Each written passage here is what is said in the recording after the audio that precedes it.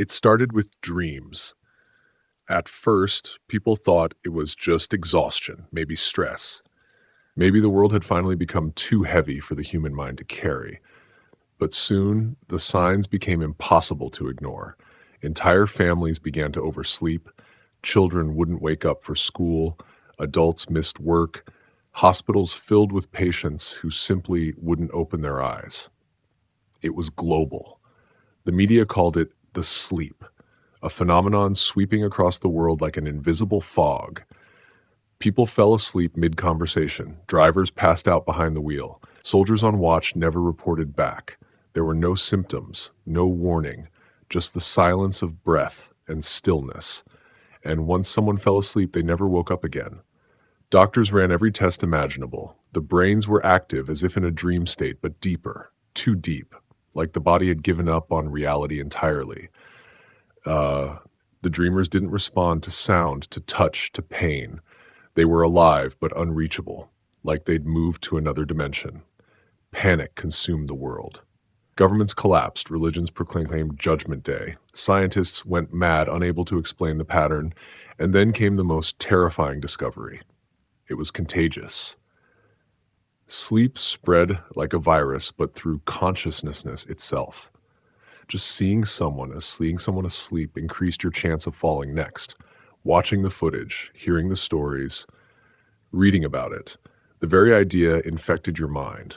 People turned off their TVs, abandoned phones, refused to speak. Entire cities went dark, silent, terrified that language itself might be the trigger. And still, humanity kept falling. Within weeks, 90% of the global population had succumbed. The streets were filled with sleeping bodies, planes crashed midair, power plants failed. The world went dark, lit only by the quiet hum of abandoned machines. But where did the sleepers go? Some believed it was a dream world, a new realm created by the collective unconscious. Others said it was a punishment, a forced rest for a species that never stopped running. No one knows, because the few who remain are barely holding on. How to survive this sleep apocalypse. Imagine living in a world where closing your eyes means never opening them again. The last survivors live in fear of sleep. They inject themselves with stimulants, set alarms every 10 minutes, drink caffeine until their hearts can't take it. Anything to stay awake, but exhaustion is the new predator, stronger than hunger, more patient than disease. Communities form in underground bunkers where lights never turn off.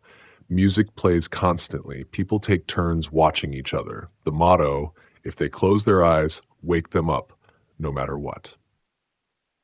But even this isn't enough. The dreams call to you, whispering promises, showing loved ones, making you question if staying awake is even worth it. One by one, people break. Some willingly lie down, smiling, ready to see what waits on the other side. Only a handful remain. The final hope lies in an ancient theory, lucid dreaming. If one can control their dreams, perhaps they can resist the pull. Perhaps they can return. But who dares fall asleep to find out? And so they wait, fighting sleep with every breath, holding on to the fading world, hoping that one day someone, anyone, will wake up and bring us all back.